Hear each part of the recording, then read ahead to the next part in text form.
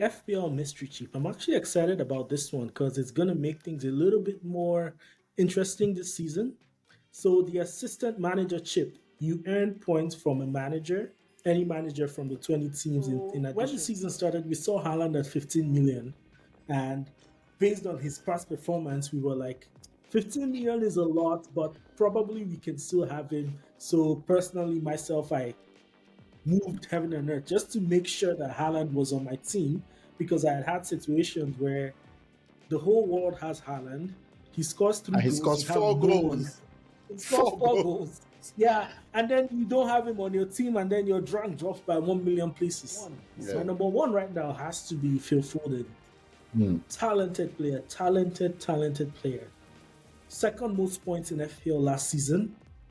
But this season, he's just not been able to find his footing. Like, he's getting games, 15 matches, but he's only had 2 goals and 1 assist all season. Like, I expect more. I expect more from Phil Foden. I, Yeah. I have to mention that in play fantasy, one of the most frustrating situations is when a player gives you a negative. You can concede 4 goals and get zeros, and like, it's all right.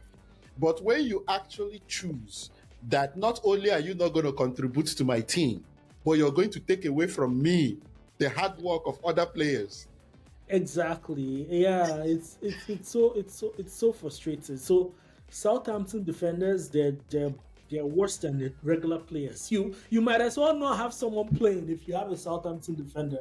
So You might as yeah. well just get a zero and just move on.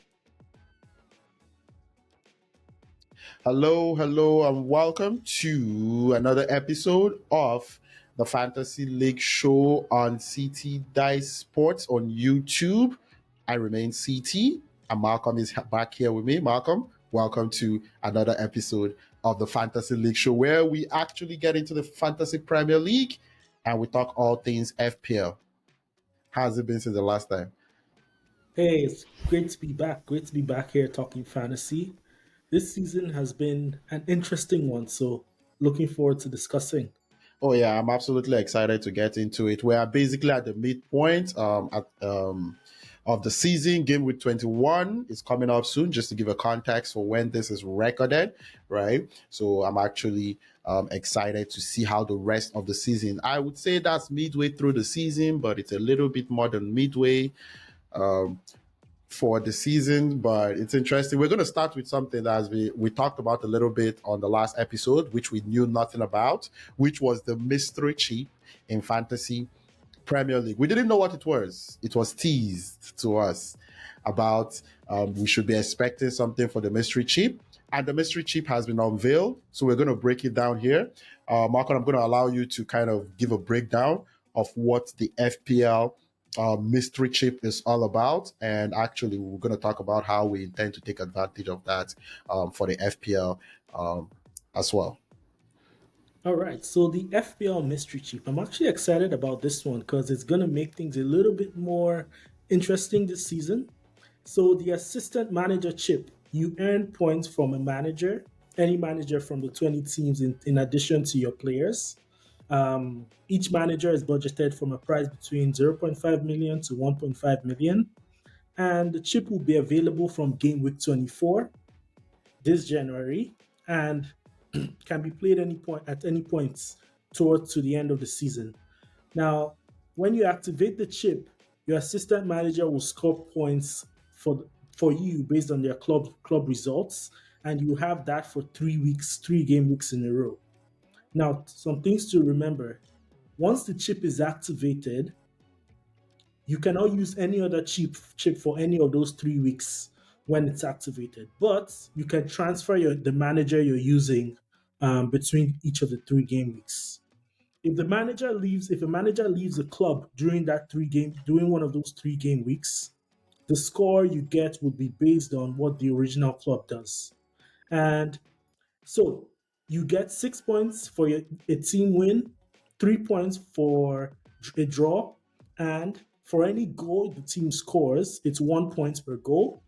And then for any clean sheets, you now have 2 points. Now, another piece that makes things a little bit more interesting is that if your the manager you choose, faces a club that's ranked at least 5 places higher than them on the Premier League table at the time of the game week, you get an additional number of bonus points. I believe it's 6 points. So it's actually very interesting because if you think about it, the team wins, maybe they score 3 goals. That's like 9 points. A clean sheet, 11 points. You add the bonus points, you could end up going away with 16 points from one game week. You do it well over the 3 game weeks. That could be like maybe 30, 40, 50 points. Um, could be the difference between you winning your mini league. Oh yeah, yes. I think that is going to be interesting how we kind of deploy this chip. Just to add to what you were saying, because I think one thing there, I think a lot of the assistant manager thing is um, more straightforward in the sense that yes, you pick a manager. So, for example, it's Pep Guardiola or it's Ruben Amorim or Mikel Arteta, right? And when his team, for example, Pep Guardiola, Man City, plays a team 3 consecutive weeks, you now get points for the team winning, a draw, the goals scored by the team, and the clean sheet over that three-cost team. So that's kind of more clear. I think a win there is 6 points, draw three, goals scored by team one per goal, clean sheet two. But the interesting part is the little asterisks of the table draw that you talked about. Now that's big because if the team now you don't want to pick Man City, right? But well, Man City might be a good option considering where they are at the table. But if you pick a team 5 points or five league places above you, if you draw against that team, you get five extra bonus, and if you win them, 10 extra. So if you win all three, that's 30 extra points for this chip in 3 consecutive weeks. So that's going to be interesting. I think you just did a full breakdown of it. I don't know if there's any other things. You mentioned most of the details on there, like you can't use any other chip when you're actually using it. So the next thing I want to talk about with you, Malcolm, is when you saw this mystery chip unveiled. What are you thinking in terms of how you're thinking about deploying these chips and using them in the coming weeks in FPL? It makes things interesting because, so if you think about how it's scored, it incentivizes you in a sense to use the manager chip in a double game week. Um, because your team can get more points, right? They're in the same game week, they're having more fixtures, so they can get more points. But ideally, you also want to use your triple captain, you want to use your bench boost, you also want to use your um, what's the other chip? Free hits. Your free hits as well. And the assistant manager key chip, once you use it, you can use it for those 3 game weeks. For 3 game weeks, so it kind of hamstrings you in a bit. So you actually have to be very strategic the way you deploy it. I think it's definitely going to be an interesting one for the dedicated players because it's going to be a way that you can actually pass either of the casual players because you notice that once that chip becomes available, people are going to start using it, but then they realize it could hamstring you a little bit if there's double game weeks upcoming. For people who have all their chips left, I think once the doubles and blanks are announced, is something that we actually need to actually sit down and pay close attention to on how what we want to handle it. I'm thinking like, do I want to use this on a top manager? Like, do you want to use it on any slots? Okay, you could get more wins, but you don't have any chance of getting any of those bonus points. That's interesting. Do you want to use it on a team that's underperforming? Manchester United, for example, they could be like at the bottom half of the table.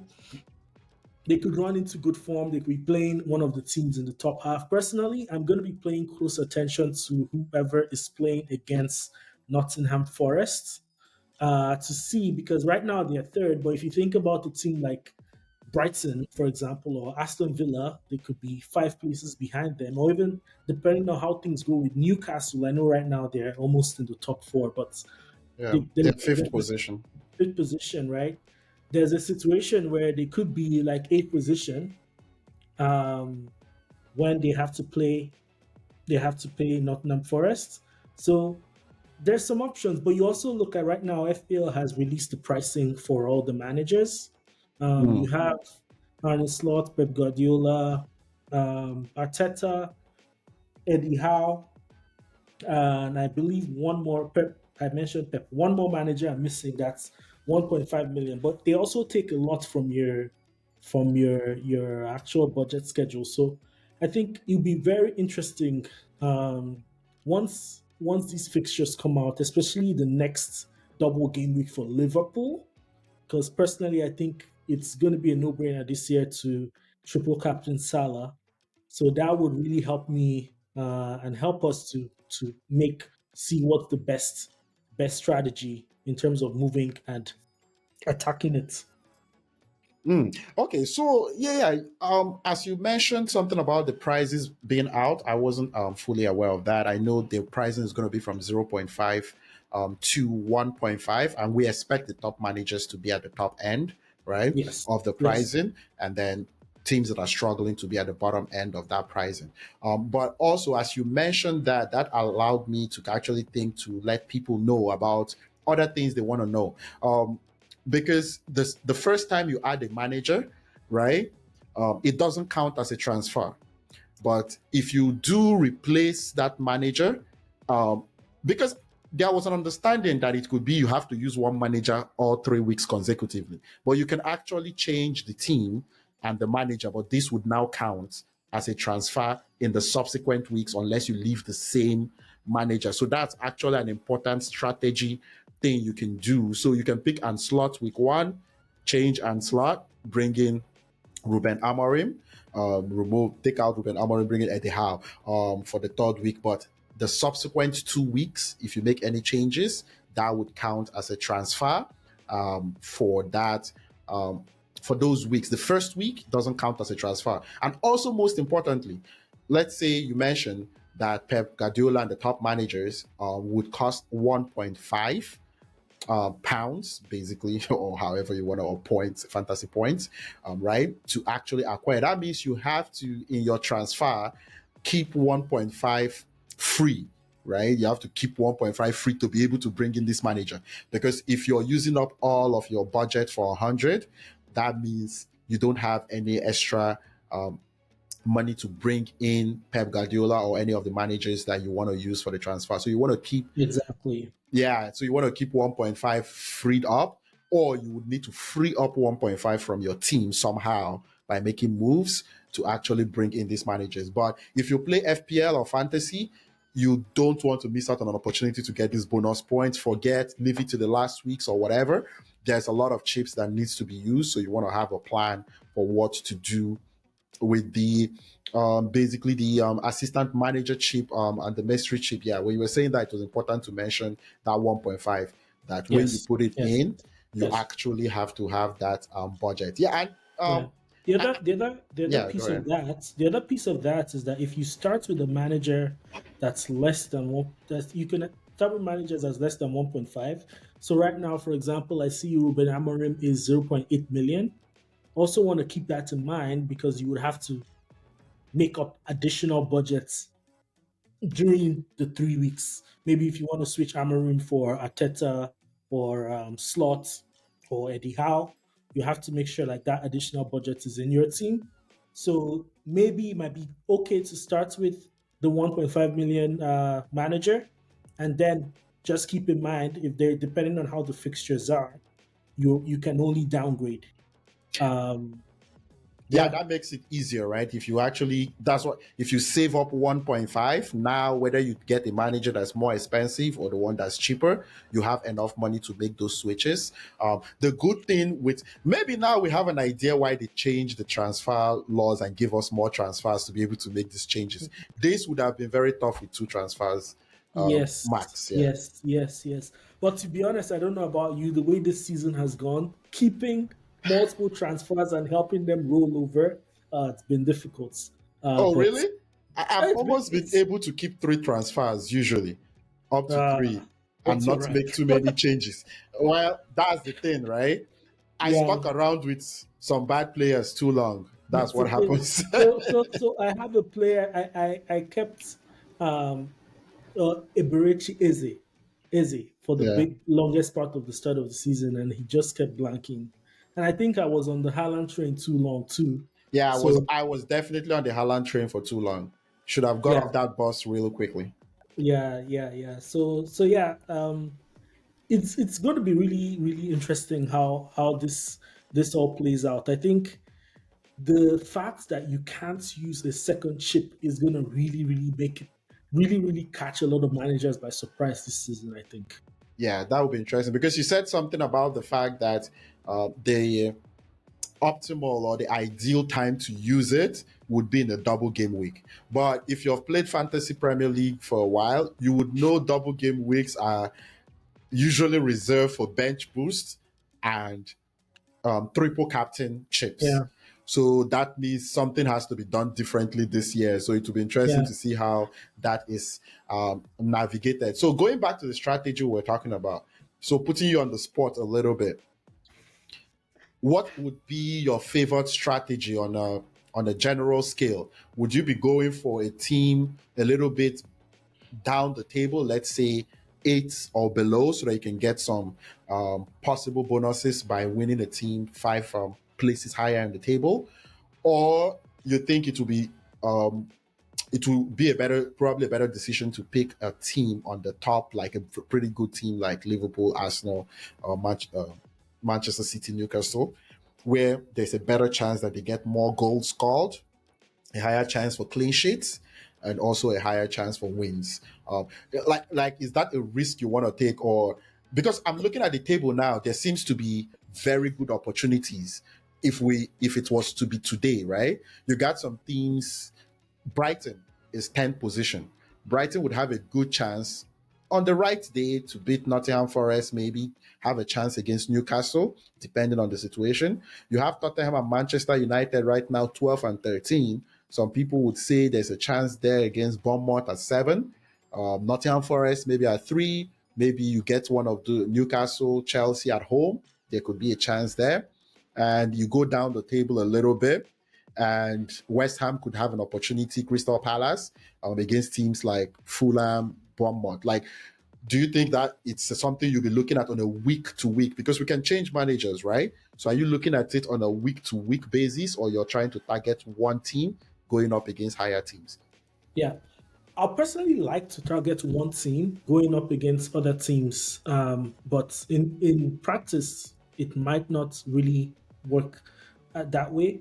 In essence, where I'm leaning towards right now is that I'll be looking at a lot of the underperforming big teams. Hmm. So looking at the table right now with Tottenham at 12 and Man United at the 13, those are teams that I'll be paying close attention, especially Ruben Amorim with his price at 0.8 million seems quite affordable, and it looks like they're changing. They beat Arsenal today, so it looks like there's going to be an increase in their form.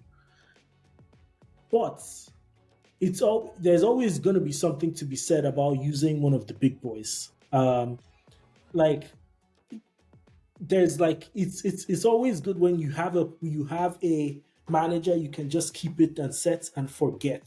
So Liverpool, Liverpool right now they're gonna have they have a game that's going to be rescheduled, and it looks like right now they may have a double game week in 24 or 25. So it could be a situation where I start with Liverpool. Um, in that double game week and then switch to another manager afterwards. Um, but I think right now we need to see what that schedule would look like. I'm gonna personally be targeting Nottingham Forest quite a bit. The people who play Nottingham Forest, because like when I look at it, if you want to roll the dice, I look at Aston Villa, I look at Fulham, I look at Brentford, Brighton, Tottenham, even West Ham on a good day. If Bowen is playing well, really anything can happen, right? Anything can happen. And if Manchester City's form does not pick up, right now Man City is sixth, but you have They're at 34 points. You have Bournemouth at 33, Aston Villa at 32, Fulham at 33. You could have a situation where they lose their next game, which their next game is against Arsenal. So you can have a situation where they have Arsenal, Newcastle, and Liverpool in the next. Arsenal, Newcastle, Liverpool, and Tottenham the next four. So by game week 27, you could have a situation where Manchester City is at eighth or ninth position. If that happens, I'm looking at Pep Guardiola quite a bit. So there's a couple questions that need to be answered, but there's a lot of good options right now, the way I see it. Oh yeah, I think that would be an interesting thing to play along and see how that plays out. Because while you were just speaking, I was just thinking about it. If Liverpool is playing, for example, Southampton, Everton, or Leicester City, and they get a double game week with one of those teams, I don't even want those home wins. I want the 5 goals scored, possible clean sheets, Right. almost the guaranteed 2 wins.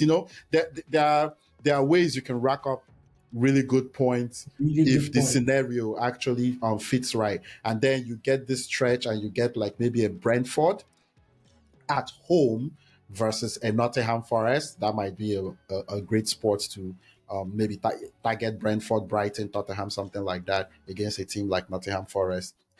Especially some factors, maybe those teams are at home and not playing away from home at the Forest ground. So that would be an interesting thing to actually play out in terms of the mystery chip. Yes. So we're going to move on. I think that is kind of a summary on that assistant manager. As the season goes on, there will be a whole lot more that could be said and actually decided on from game week 24 on the mystery chip. So we're going to go ahead and we're going to review. Since we did the first episode on this, it's been about a couple of months or so. We're going to see where is the fantasy FPL for you. What are your main thoughts right now? What are the top storylines about what's been going on so far this season in the FPL? Like, what are the things that stand out to you? Wow, this season has been really, really interesting the way things have panned out. So when the season started, we saw Haaland at 15 million, and based on his past performance, we were like, 15 million is a lot, but probably we can still have him. So personally, myself, I moved heaven and earth just to make sure that Haaland was on my team because I had had situations where the whole world has Haaland. He scores three And he goals. scores You have four no one. goals. He scores Four four goals. goals. Yeah, and then you don't have him on your team, and then your rank drops by 1 million places. Yeah. So I had Haaland on my team, and then it started really well. I think he scored a hat trick early on in the season. But then you have you now started to see points coming from the midfield. You have Mo Salah. Right now, Mo Salah is at 209 points. To give you perspective, throughout the whole season last year, Carson Palmer was the top scorer, had 244 points.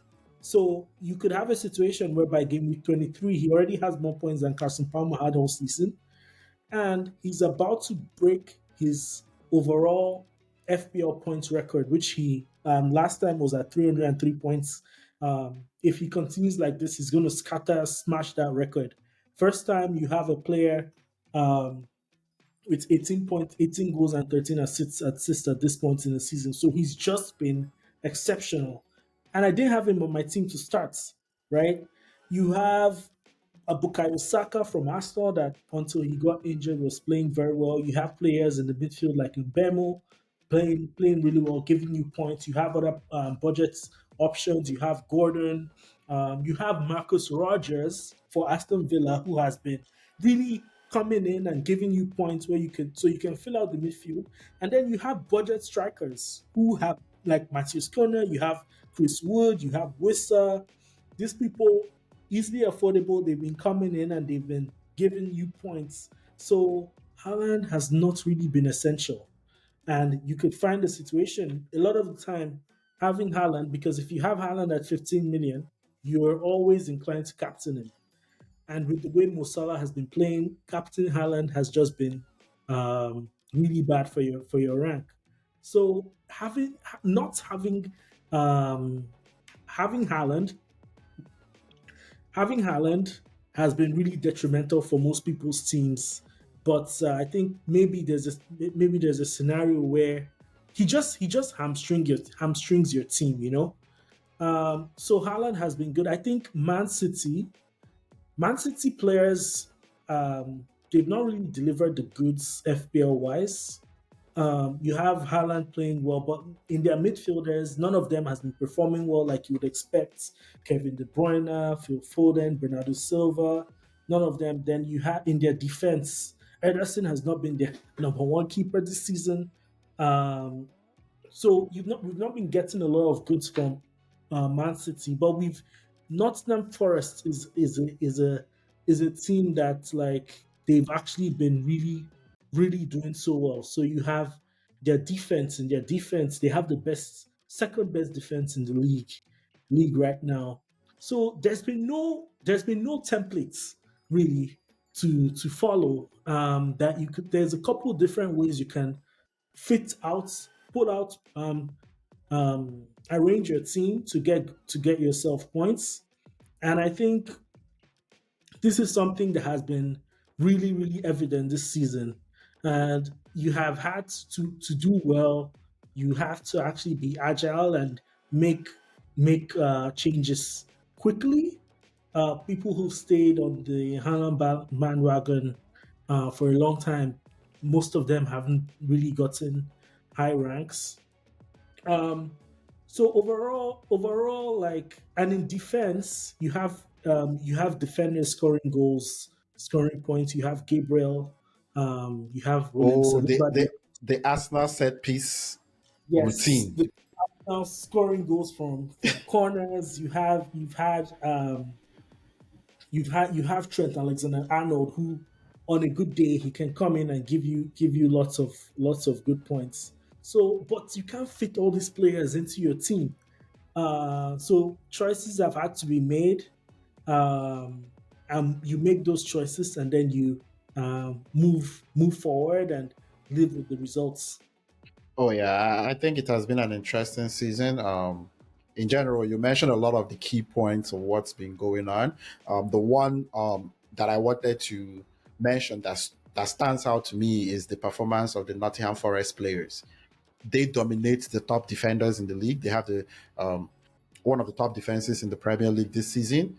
Ola Aina literally has been amazing. He started at 4.5 and he's currently at 5.2. That's a 7 point increase. He's leading the defense. You got their goalkeeper, Cells, leading Oh, goalkeepers.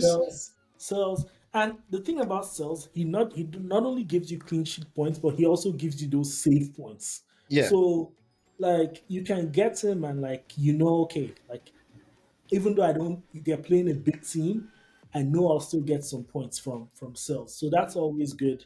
yeah. Nottingham Forest, their defense has been It really has been good this season. incredible. They have Incredible.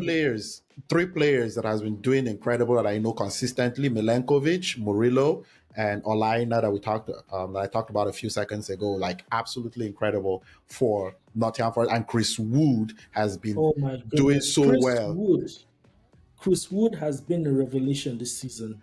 scoring goals, very Yes, consistent. One, two goals, one, two goals, one. It's just been. exactly. So I made one of the biggest mistakes. I've made so many mistakes this season, but one of them was removing Chris Wood. So Oh, you had him?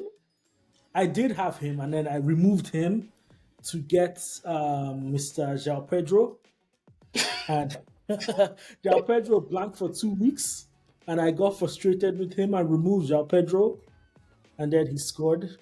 Story of my life. Oh no! The funny thing is, I've had since I tried to make a change, I've had Cunha ahead of trying to get Cunha ahead of Wood. It's almost like I bring in Cunha when he stops scoring after he has gone 4 or 5 weeks in a row scoring. It's been and then the Wolves' defense is just horrible. Oh man, yeah, you're right. You can count on them conceding two or more goals almost every game. I was in my head-to-head mini league. I was playing someone, and it was tight, and this person had eight Nuri. When he got the red card, I was like, It's never the Wolves' yes, defense. Like watching them play between. the Wolves defense and the Southampton defense, I don't know who's worse. I know the Southampton defense, they don't need you to play well. They will score themselves. They would concede. They would help put a goal. They will pass the ball till you do. The Southampton defense. Oh my goodness. Yeah. No. I have stories about that defense because I have two of them on my team right now. I have It would Bellis. Howard Bellis, and then I have Taylor.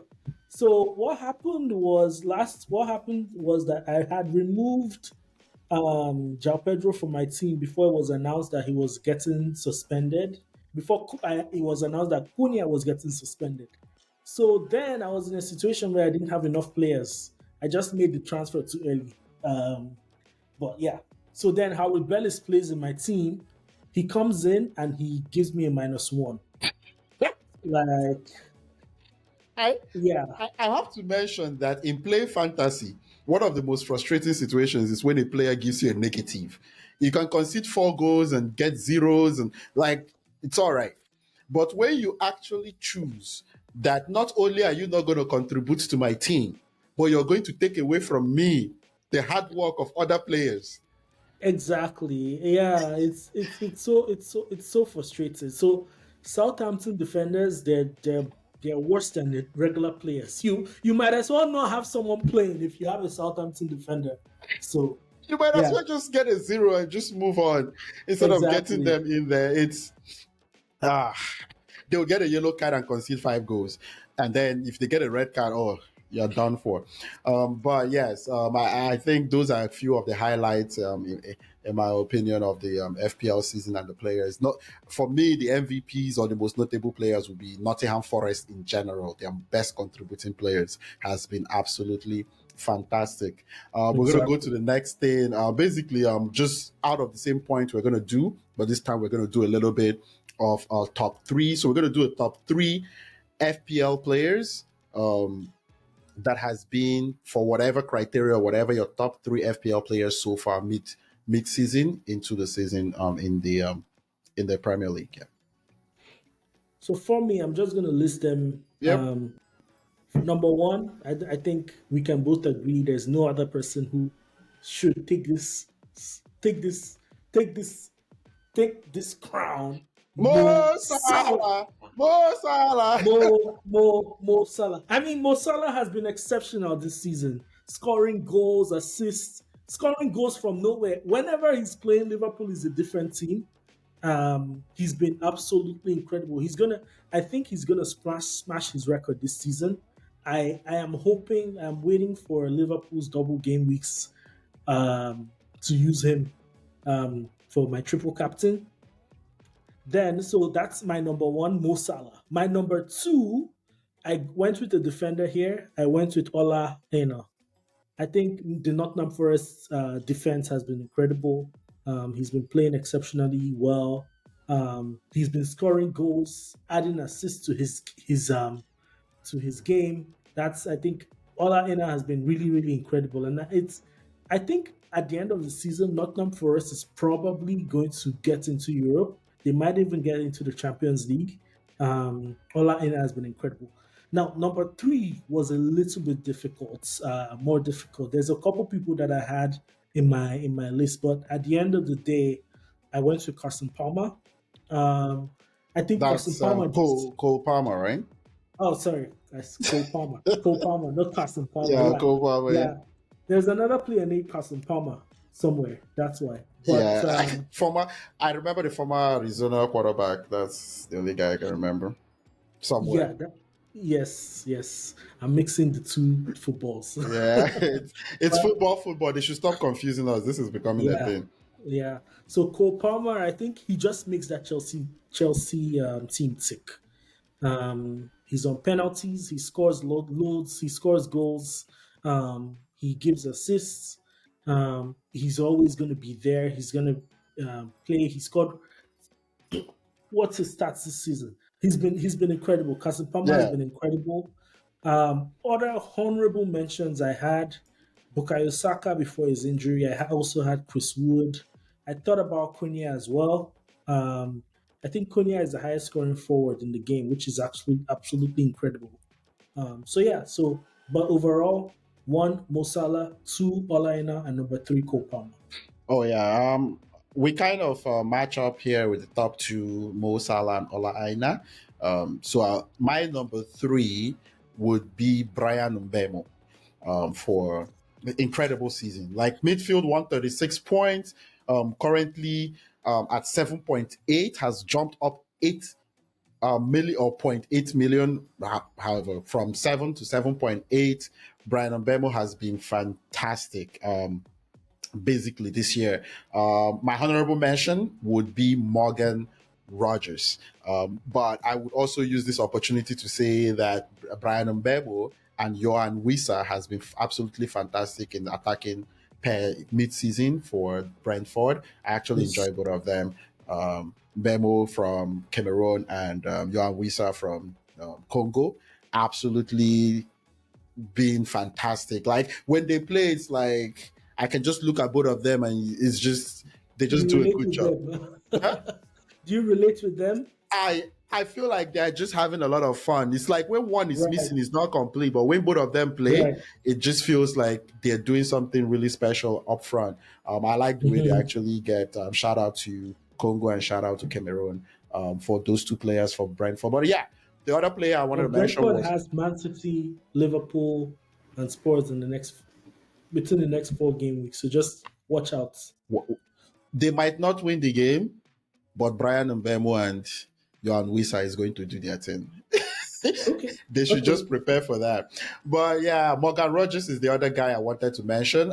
I would have liked to give a mention here to John Duran, but he didn't play enough minutes and put up enough points to get a mention. But Morgan Rogers has been fantastic. Basically started at 5.0 and now at 5.5, 88 points for the season. I don't even know if people thought he would be a starter for this Aston Villa team. Taking advantage of the opportunity has been fantastic for Aston Villa. Just wanted to put a quick mention to him on there as well. So we're going to do the three most disappointing players so far in FPL. I will let you go.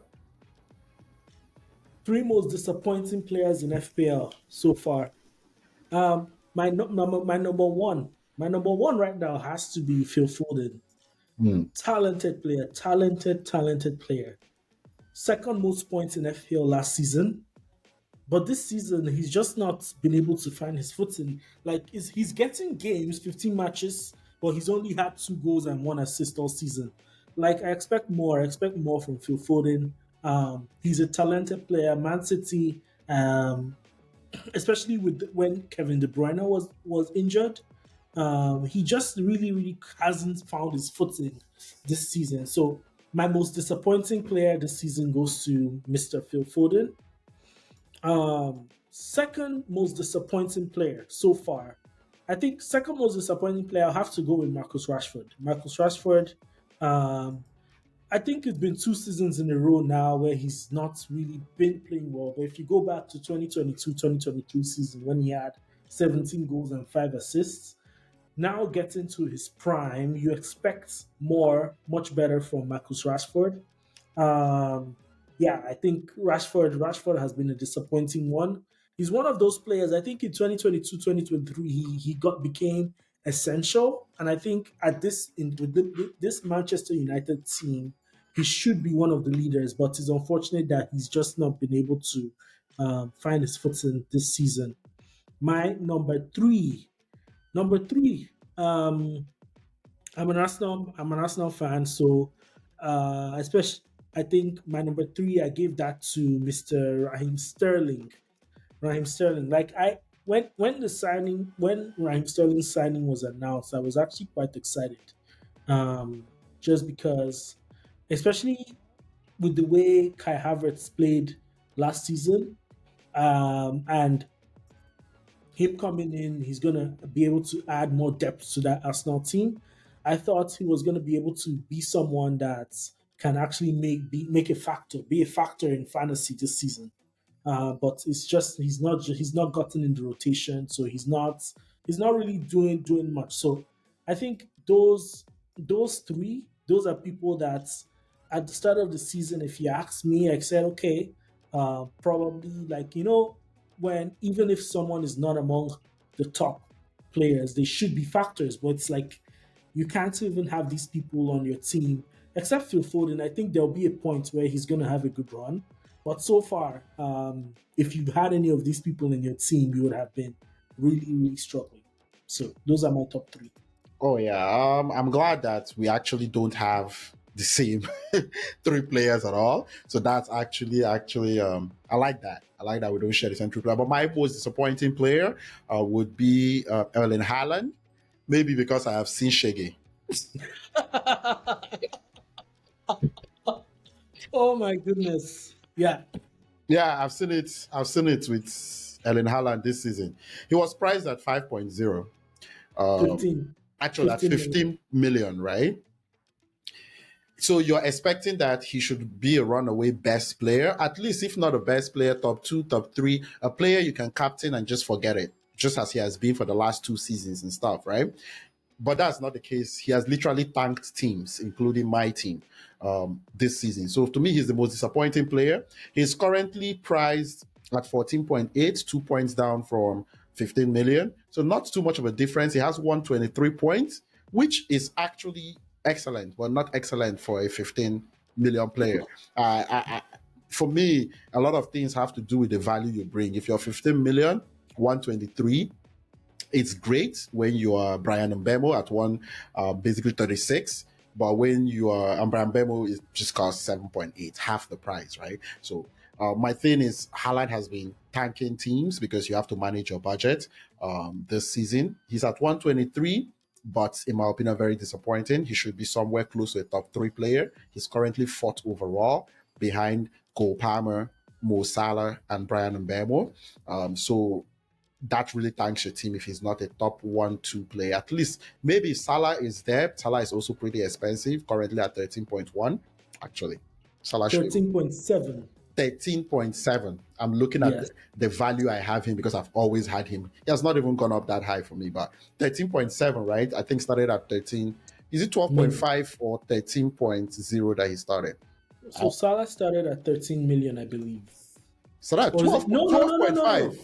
He Yeah, started at 12.5 million and that's my he is that's my point. 13.7. And that's my Wow. point. He's tearing it up, right? So he started at 12.5. That's why I was looking at that. His value for me now, if I sell him, is 13.1.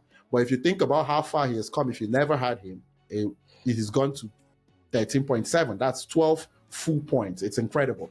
And Erling Haaland has basically tanked teams, including mine, in the first half of the season. I don't think he will get back into my team unless he goes on a crazy run at some point. That value at 15, you got to be super consistent, 1, 2 goals basically almost every game to stay in the team. Alexandra Isak has just been fantastic. Why have Erling Haaland in your team? So that's for me the most disappointing player. Second most disappointing player for me would be Ollie Watkins. And it's kind of interesting because Ollie Watkins has scored 94 points this season. It doesn't seem like he's been disappointing. But for a player that was priced at basically 9, right, coming into the season, 9 million, was supposed to be one of the top forwards. If you're not getting Haaland, you needed to have Ollie Watkins. And if you wanted to pay up for another striker, you were thinking Ollie Watkins next to Haaland. For me, he has had a disappointing season. And it's not necessarily he has had enough points, but he went through a stretch where he was playing 10, 16, 26 minutes when John Duran actually broke into the first team due to his fantastic substitute performances and stuff. So if you have had Oli Watkins and been with him for a long time, you have had some good games, but he has not really paid off with the expectation of how he played last season. He has 94 points, decent, but for his price, I think it has been disappointing for Oli Watkins. And then the third player that has been disappointing for me would be Kai Havertz for Arsenal. He's currently priced at 7.8, but I think there were some people that thought Kai Havertz was a good attacking option. At no point in this season can I remember Kai Havertz being a difference maker for any team at any point all season for Arsenal, for fantasy. So I'm looking at expectation here, and I'm like, Kai Havertz would be my third most disappointing player for the FPL season. One good one you had that I didn't think of was Phil Foden. But I think the Phil Foden one, I don't know. For some reason, I just thought I didn't have much expectations for Phil Foden. Never thought about him as an option in my team at any point all season. You know how you enter into the season? I'm not really excited about Phil Foden, and then he does nothing. So I never even think about him, right? So it's Yeah. like I wasn't expecting him to do well. He's really expensive, and then he didn't do well. So at no point was I even thinking, can he come into my team? It was just never happened. Honorable mention here. I know we're talking about disappointing player, but this is not the disappointing player. I thought we didn't mention him, but there was a stretch that Vardiol for Man City was really good. We didn't actually mention him much, but Guardiola. Yeah. Hosko or Josko Well, do you Vardiol. think do you have him for most disappointing or No, no, no. or I'm just no for a for fantastic. I think he had a good stretch. He scored goals and stuff at the point, but yeah, not yeah. disappointing. No, no, he's not a disappointing player. I thought he was more He's surprising. been okay. Yeah, He's not okay. been like for a Man City defender. The problem with him is that Man City has not been keeping those clean sheets. Oh yeah, Yeah, so like someone right like Vardiol, if Man City is keeping clean sheets with their number of assists and sometimes chipping with a goal, that yeah. could easily become from a 2 or 3 pointer to a 10 pointer. Oh yeah. So so yeah. The unfortunate thing about Man City is like right now it seems that's the only option from a Man City defense point of view, just because of the Pep roulette. Yeah. Um, and I think probably one reason you didn't think about Foden is probably in the past you've been killed by Pep Oh roulette, where yeah. you have Foden and then Bernardo Silva is playing. Ah, If it's not Haaland, De Bruyne, Rodri, or Vadiol, the way he plays every game this season, it's so interesting to me that I have the criticism of Pep overworking his best players, yet for the fringe players like the Mareses, the Fodens, the Bernardo Silvers, he does a huge roulette on them. Uh, it's a very interesting dynamic because he does this Pep roulette thing that he switches players, but the players that hold his team together, he doesn't give them rest. It's and I think with Rodri's injury, you can now see why he never gave Rodri rest in the past few he seasons. knows, but it He does. just has such a huge impact on the team that taking him out makes a huge difference and affects performance quite a bit. But that's the So thing, right? And that's my criticism of him. The ability you have a deep squad, not giving those guys rest. It's like you're not managing the team. See, my one of my big But like, criticisms. well, Yeah, he sold Alvarez. But right now, yeah, if I saw Haaland that is on verse. the Yeah. bench, who plays in top nine Oh, for Man City? he has played without the top nine a lot of times. Even when Jesus was there, was Jesus really a top nine? But even if you don't use Jesus, I've seen him play even when Aguero was on the team that he had a top nine. I've seen him bench Aguero to play no top nine. Had Silva, Mares, Raheem Sterling. Sterling played as a top nine for a stretch. Right, Yeah, right, he has right. talent. So he has this thing that he does that he doesn't necessarily need a top nine. And now that he has one, so in my opinion, it's like you were able to manage without Ellen Haaland. Like, what happened now that you can't give these guys a little break, a little here and there? But Man City, Rodri is very important. That's a sure thing, but he has to get some rest, right? Like it's like he played in Europe, he played every game, and you know it's not Pep Guardiola's thing not to give people rest. But I feel like when you're so important in his rigid system, he just doesn't Yeah, give you rest. It's yeah. And I feel like he also finds it difficult to put trust in players. So he had Calvin Phillips before last season, never played him, even though he played well in the Euros, even though he played well for Leeds United. He just has his players in some positions and he sticks to them oh yeah, no matter what. oh yeah. And I remember when Rodri was complaining about Champions League schedule, I would have thought your manager should know that that was a cry out for help. Like this guy is Yeah, tired. Like yeah. it's a like it was obvious. I don't think anybody. He also knew that. He has this thing that he does that the countries take up too much time. This I'm like the countries need the player to succeed as well. You think Spain is complaining that they won the Euros, so you think it's only Man City that is going to win out of a great player? Well, Like I think he has a point there too, though, because the UEFA and the club work, FIFA and the Premier League, they overwork the players. If you I think get about it, I get like that, but the countries cannot be worried about overworking the players when the leagues are adding more games in the Champions League, and leagues like Premier League play all through December and don't give a break. Like, the countries got to play, right, at some point. Like, the thing is, the countries have their own goal.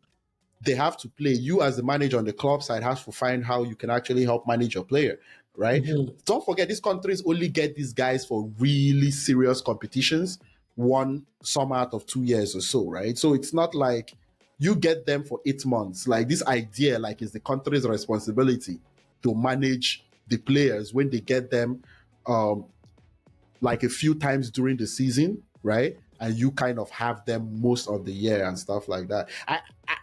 It's a real complaint, but what is the solution? Stop playing country No, football? no. I think he was talking about the overall general fixture list, because if you think about it, you have the Premier League. Yeah. I think it's more than just the club. It's Yeah. also the governing bodies, because if you think about the Premier League, you have FIFA adding their game, like the Club World Cup, for example. Like, why are we adding extra Yeah, games? to make money. Yeah, You so remember Man City needs to buy Mamouche, right? They need to buy, you remember the Pep, you remember you need to buy like 3 players in January, right? Like, somebody got to raise the money. So my whole point is, there's this whole thing. The players always ask for more money, the clubs. How are you going to get it? Someone got to pay the tickets and pay the advertising and sponsorship, right? Uh, the solution to a lot of these things is not something people want to listen to. The solution is players make less money, coaches make less money, and all that. If you if you don't want to get more games, if you keep asking for more money or whatever, it goes down to the fans at the end of the day. They'll set up more games and people will come to the stadium. But yeah. yeah, that was fun. Basically, somehow got Pep Guardiola in there on this show. So we're gonna move So on. Yeah. somebody's not a big fan of Pep Oh yes, Guardiola. I'm not. It seems. I'm not. I'm not at all. I'm not at all, because I think he's a good coach. I think he's a horrible manager. But that's I should put that as a tagline: great coach, horrible manager. That's what I think about Pep Guardiola. I think he's a good coach. I think he's a great manager as well. If like with his, you cannot discount trophies. Uh, His cabinet, I can I can't his dis- cabinet. yeah, Yeah, no, he's I can't discount trophies. If you shoot the ball, if you have 10 balls to shoot at something, and you make more, and someone has only 2 balls or 3 balls to shoot to score, and you have 10 balls, you scored 4, doesn't mean that you're better than the person that had only 3 balls. So I know we like to make it simple with trophies, but it's not as simple. In my opinion, it's not as simple as that. I think Ranieri's ability to win the league, in my opinion, is more impressive than 4 league trophies when you literally buy everybody and you have more resources than everybody. And some people might argue with that, but I would go ask I, people, I try see I winning. see where you're It coming happens from. once in 100 years with I what see where Ranieri you're does. coming Yeah. from, but like that's and maybe that's where you're trying to put it on good coach, greater manager. But it's Yeah. one thing you can see with the way a lot of big teams have underperformed. It's one thing to have a good group of players, it's another thing to get them to be successful and But always bring in the right kind of players for your system and consistently get your team to win, right? It's uh, and also getting them to buy into what you're trying to do, which is a difficult system to have. I it's think that's it's not that's so that's difficult when they make 80, when you bring them in for 80 million. it's Eh? even more. That's even more. Okay, I No, want to it's say not. the It's not. salary. Like because you bring those guys in, they have big egos. It's not easy to manage those big egos, right? But they're excellent It's footballers. That's why they cost so much. but you can see what happened with Chelsea, right? When Scolari was coaching Chelsea, those were great players, right? But They just didn't buy into the system or what the coach was doing. So they were doing everything to sabotage him, Yeah, and but the Scolari team didn't wasn't spend winning. Scolari didn't spend more than a year or 2 years to build a team or to get his system in. Or, well, I think Hmm, it's very difficult to implement a system and get players to buy into it, really? and then and create a culture Really? of continuous winning, especially when you have The a big the team you a, the team you came to was winning. players with big egos. They were winning, but not in the same level as he has. He's just taking them to another level, to the next level. Yeah. If in 2013, right, when you had lots of rivalry, if they in the Premier League, if they told you one team would win 4 Premier League trophies in 5 years, would you believe that?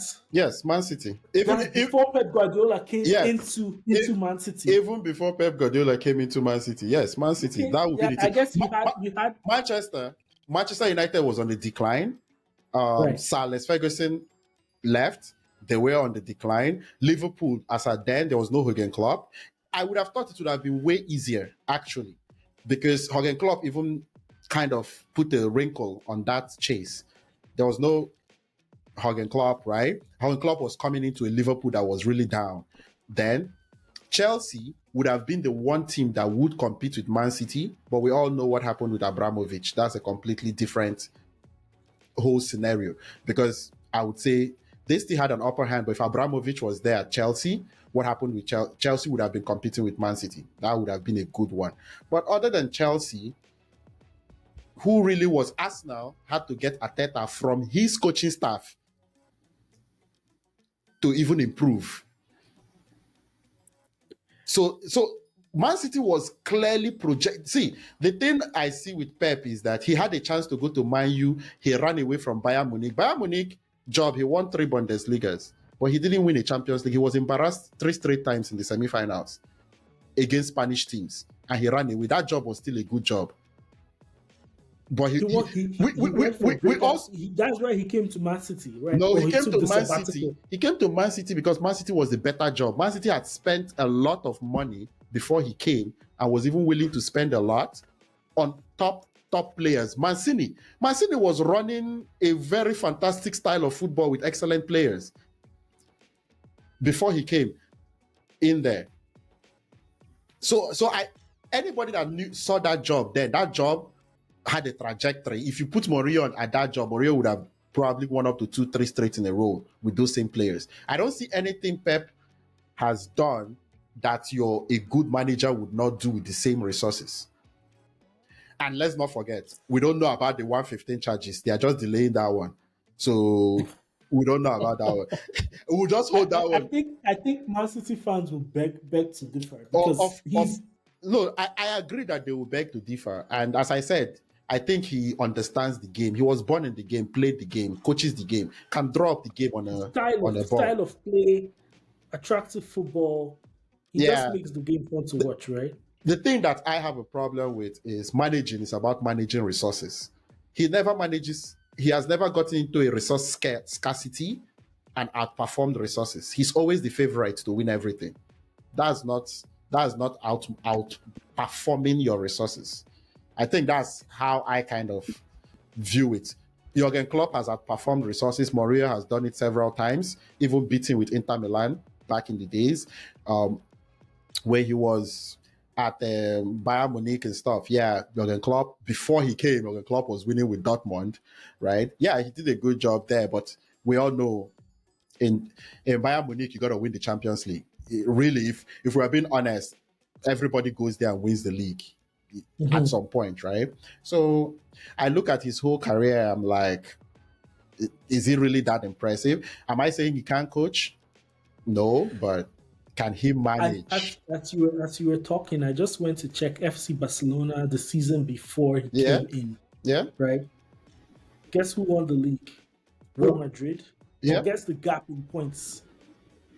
The gap in points Is between that Real not the Madrid same and thing he did Barcelona. in Man City? That's his That gameplay. was 20, almost 20 points, 18 points. So, The but next season, this, but he took them to winning the league, and they became almost unbeatable, right? the season before the one he came in, what was Barcelona doing? Weren't they winning the Champions League with Eto and Messi? They won the Come Champions League, on, but like why? but Like he I that team understand, was with no, that team was had Ronaldinho as his focal point, right? He but changed it. no, Obviously, Messi was the future. We're making it no, seem no, like no. if Messi was the future, but Ronaldinho, it was a totally different team because Ronaldinho was the man. He but comes in, he makes a bold decision to let Ronaldinho go to AC Milan. He's make bold let Ronaldinho go to AC Milan and then build the team around Messi. I, It was we I knew Messi was the I future, love but he how wasn't. he makes bold decisions with obvious things. Like the bold, like Messi is now the bold decision. When we saw Messi in 2006, like No, no, no. We saw, but like letting Ronaldinho go to AC Milan, right? Other coaches may just say, okay, we'll have both of them together, and then they'll play hand in hand. Eventually, Ronaldinho, maybe 2 seasons from now, will pass the baton. But he hands over the keys to Messi and builds the team around Messi, and then wouldn't you hand over the keys to Messi? you will, right? But what I'm saying is that he came in and the team is not like the team where he saw a team that was like totally wonderful. He came in and saw a team that was 18 points behind Real Madrid, couldn't win the La Liga. He comes in and then he changes the whole way they play, brings in the total football, brings in Sergio Busquets, and that's a totally different team and they're transformed, right? Those players had already been there from the whole But Johan Cruyff. they were there. They were Mm. there, but they were not. Um, no, Sergio Busquets wasn't there. Actually, Iniesta and Javi was he already brings there. Inertia and Xavi were there, but he brought people from his B team that actually came in and made the difference Oh as no! well. Made See, the as I difference. said, So he can coach, right? But I find it like, do we want to go to resumes of players like, is it Mourinho at Porto that had a team that has won 2 years ago, or is it Ancelotti at Milan, Real Madrid, or is it Zidane three straight Champions League? Like I'm comparing him with the top managers. I'm not really saying that he can't do this. Like what I say is, I always ask myself, if you're special, you have to do. That's why Mourinho called himself the special one. You have to do something that other people cannot easily just do. There's nothing that he has done that other managers have not or cannot do. He went to Bayern Munich, he could not win a Champions League. Job Henkes won a Champions League, came back. He won leagues, he came back to prove himself and won a Champions League. Like there are just some of these things. It took him 5-6 years of being almost the favorite in the Champions League with Man City to win one. but Like, he did yo, it. if you give me enough resources for 5 years, I would. At some point now, if you keep hammering the thing, at some point you win. Like, I don't get it. Does other people get the same timeline, 5 years, with a lot of No, but financial support? they've been winning the Premier League, 100-point season, 98-point seasons. They Yeah, got to the final of the Champions League every yeah. like, and then they've been always there around there, but things didn't work out. I Um, kind of graded Man City on the Champions League. When they won the Champions League, that's impressive. But after a while, I thought about it. I was like, 5 years. Because in my opinion, that was a place that you go play Real Madrid, you go play Barcelona, you go play other teams that are punching heavyweights. Premier League was a little bit of a mess. Leicester just won the league. When Leicester just won the league, you realize that the league was a little bit of a mess. And if you can put money and whatever, you can be at the top of that food chain for a little bit. So Chelsea, we all know Chelsea would compete there, but Abramovich had to leave. Arsenal was already going to Emirates Stadium and all that. So Man U was obviously Sir Alex Ferguson. But he kind of left Bayern Munich, took a year off. Man City was the clear, easy job, but it took him 5-6 years for the goal of winning the Champions League with teams that were favored even in the Champions League. You could see that these rosters for 3-4 years should be competing and winning, but he has to make sure everything is right. If you have that much time, to me, it's not impressive. When Mourinho went to Inter Milan, he didn't have to wait for 5 years to win the Champions League but when was the last one he won? because he Mourinho. has not been in that same position, right? Like it matters. So like in that, like, it's just sometimes it's just a flip of a coin, No, right? see, it's So very if you think about Mourinho, like after Porto, Mourinho hasn't won the Champions League, but you can also remember Mourinho at Real Madrid there was a semi-final that Ronaldo, Kaká, and Jabi Alonso missed penalties. Like Yeah. how does that happen? So sometimes it's also a game of like bad luck, and I think Oh Man no, City was just there Guard- and Guard- thereabouts. Guardiola is not bad luck. You coached in Barcelona, Bayern Munich, and Man City. That's not bad luck. That's Okay, what I call positioning yourself properly to play a very good game on people like you know how to coach. That's not bad luck. Bad luck is when, as you said, like in this essence where you go in, you take a Chelsea team that have not won, you take Conte comes in, one wins with Chelsea, Mourinho wins with Inter. Ancelotti was even willing to take the challenge of Everton.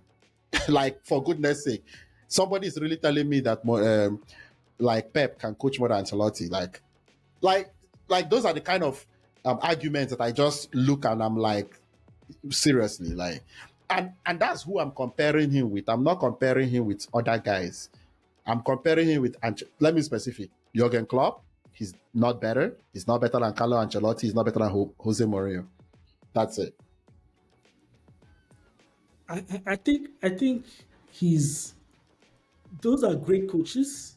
I think you have to say if you want me to choose one person to be my coach, Yeah, yeah. I have Okay, those so four. four of them, you have Four of one them. person to be your coach. Yeah. I have one person Obviously, to my be to opinion is clear, but I wanted to find out those I four have one guys. person to be my coach. Yep. Probably I probably would go with Carlo Ancelotti, but then Pep number two, Okay. and then who's the third person you had? Jurgen Klopp and Zidane. Jose Mourinho. There's Zidane, but he's not coaching right now. So I just so let me just talk about the guys that okay, And then including I'll have Zidane, Klopp, and then including Zidane. Yeah. I'll have Klopp, then before Zidane and then Mourinho. Yeah, yeah. So yeah, I get your point, right? For me, that is the conversation that I am having. I'm not really saying, Right. and that's my conversation Those because are all. They are all oh great yeah, oh coaches. yeah, But like, I also think what Pep Guardiola has achieved with it's especially in terms of the style of football, it's pretty exceptional. Other coaches have tried to do it, but I'm not sure that coaches have tried to do it though. well, Because a lot of times, one thing that I one thing I've noticed with Pep is that, as we said, he needs everything to be perfect to work. That to me, that's not managing. That's why I say it can be great coaching, but if these players don't fall on your lap, and again, one thing that frustrated him in Bayern Munich is that he didn't have those players. He needed the De Bruyne. He needed to come and get resources. He brought Bernardo Silva. Man City had a few players that met his requirements. There's a De Bruyne. There's a David Silva. mhm. A little So bit. do you think a guy like Marcelo Bielsa would come into Man City and they would achieve the same Oh no, no, level of performance? no, I don't think so. No, I don't think because I don't even think players like Marcelo Bielsa would demand for the kind of things that Pep would demand for, in terms of resources, to actually make it work. Like my one of my criticisms of him is defensively, like the way he spends money on defensive players, like 50 million, like it's like he can't coach defense. He has not even tried. Okay, he's not the essence of the system, but I see what you mean Yeah, in so terms of that's like it's like throw because money at it. It's like instead of you to coach it the way Jurgen Klopp, he threw money at Van Dijk, but Robertson, Arnold, Matip, Gomez, other play coaches do the same thing. You come into the team, you coach it up. He's like, go get me Mendy, John Stones. Who else is popping? Premier League, Netaneke over here. Akanji over there, bring him. Vadiol is the best player in Euros, bring him. Like, but he's also trained some other guys. Like you think about Phil Foden. oh no, Phil no. Foden came I, on there I mean like defense. Yeah, he does a good job of offensive players. I'm not even gonna go in there. defense, in Like defense. But defense. like if you think about a guy like Rico Lewis right now, that's a Come young on. boy. Pep, He has not Pep, proven Pep. anything. He hasn't proven anything. But what I'm saying He is has that like potential. he It's has it's like he's saying Kopama. Kopama was also there. He has potential, but as at where he was there, right? You have not proven anything yet, right? right, At that right, point. right, So my whole right. point is defensively, we can't talk about him getting any structure defensively without throwing money at it. That first season that they won the league, that Ruben Diaz came, that was like a miracle. Ruben Diaz just came from nowhere. There was nothing, and you put 60 something million on it. So my whole thing is, that's why I use the word manager. I'm not really too concerned about the coach side and the offense. Yeah, obviously, if I say he's not good at that, that's just nonsense. That's what it is. But in the full aspect of what other managers have to do over a long time, he it's like offensive, like I was just thinking football, right? Offensive coordinator. Yeah, there are great offensive coordinators. There's a difference with managing the team, right? And you can, And the entire team. I think it will be interesting to see how he's going to do with like a mid-level team. he would Puts, he would make us argue this all our life. He would not do it. Pep Guardiola is really smart. He would never do it. but if you think like I think so, look at what Marcelo Bielsa did with Leeds, Yeah, especially that first season when they were, I think, yeah, top 10. yeah. I think Pep could potentially Oh, do the same I kind of thing I with would love to see it. He would crumble. In fact, you know why I don't want him to do it? I feel like he would get sick trying okay. to do He it. said he'll get sick. Oh He'll yes, get sick. yes. The genuine truth is, as a human being, I don't want him to do it. Like, just as a human being, like I feel like he would get so frustrated. Like it's not good for his health. But I will be curious to see, because he's going to fall flat on his face. He really needs things to go his way and have it set up, and this takes a lot of resources. And yes, Man City has that, and let's not even talk about the 115, because I have plenty of opinion on that one, because I actually think Man City goes around those things by inflating sponsorships, all those Arab sponsorship. If I own Etihad and I own Man City, so I can just make Right. the deal to be $1 billion deal. Do I have to follow the Okay. conventional deals? It's possible. Like, have they brought up? Have they announced when that is going to come? Or The results are I going to think come it's for going to that. take time, because they have a lot of money to keep like postponing Yeah. it, right?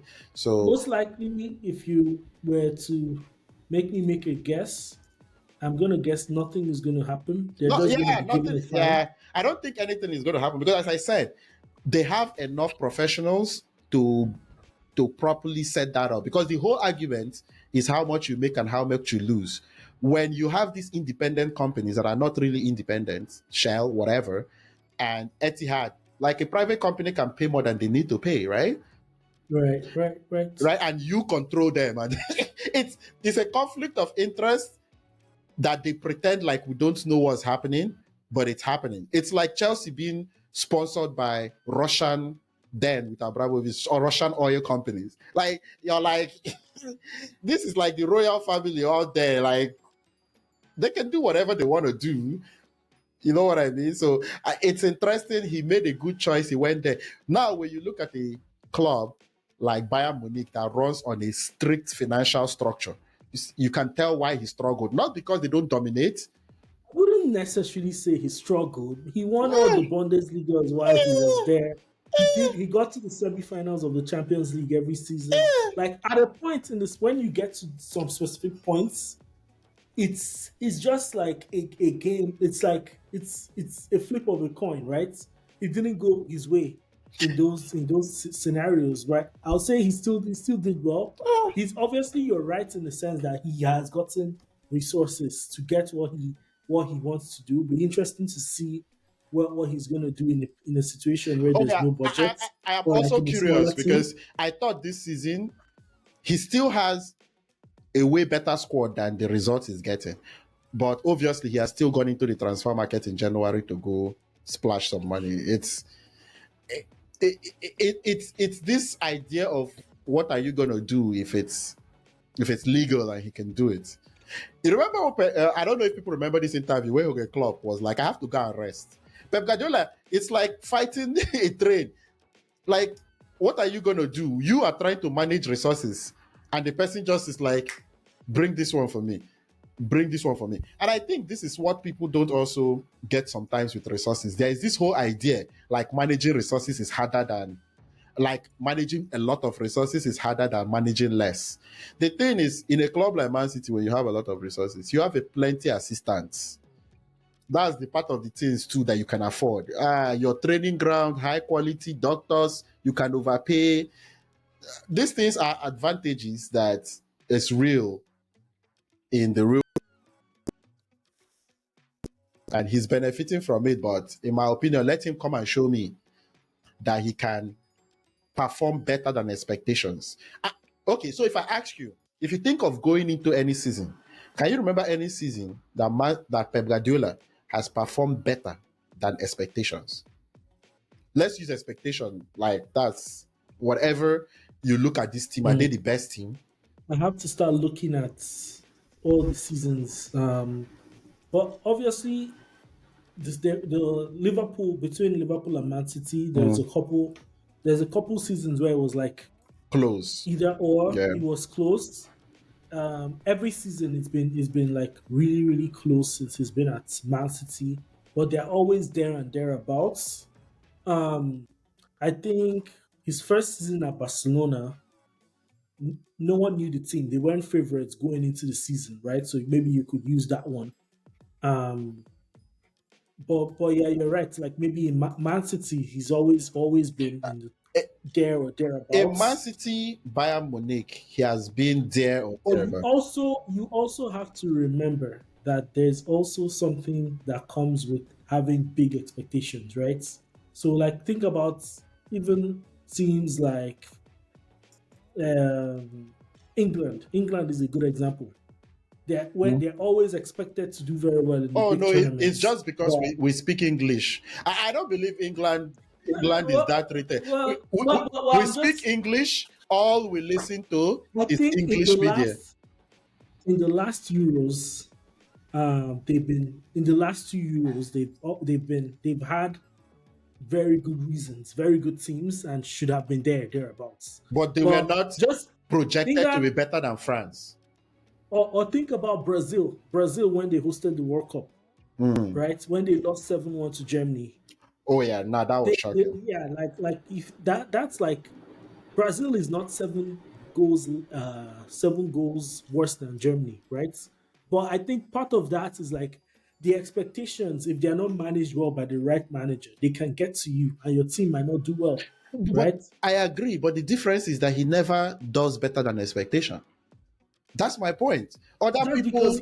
because of the teams he's had, right? Which is So not his fault. one of my very good examples, this is one of my better examples that I usually give in this argument, is after Leicester won the league, going into that next season, there's no way Man City with a decent coach shouldn't have retaken the league.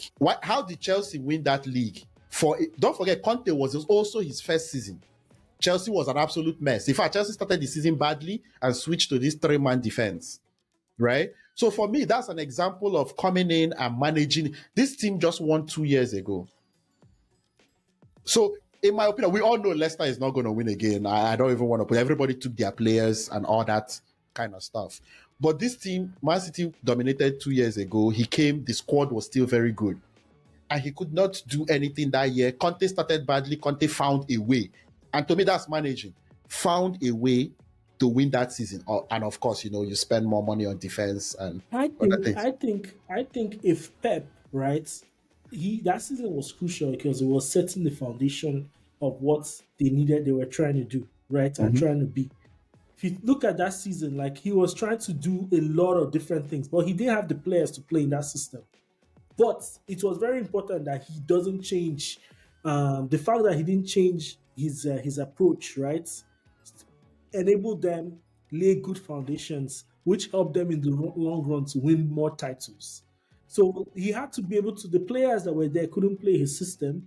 If he wanted to change things, he could have just been like, okay, let's just start playing. Let's use Joe Hart's right now. Claudio Bravo came in. Claudio Bravo, he couldn't. He just wasn't a good goalkeeper. He was good with his feet, but he wasn't a good goalkeeper in terms of saving the ball, right?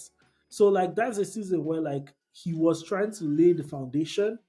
I think let's say if that had been his second season and then he didn't win the league, then you can hold it against him. Or let's say in that season, if he didn't make Champions League, you can hold it against him. But I think if you look at how the team performed with the players he had and what he was trying to do, because the players couldn't play the system, and then how it set up the team for future seasons with the 100-point seasons and all the trophies that they won moving forward, yeah, you can say, okay, that's why he was. So he wasn't thinking just short term to win one season. He was thinking long term, and that's the essence of management.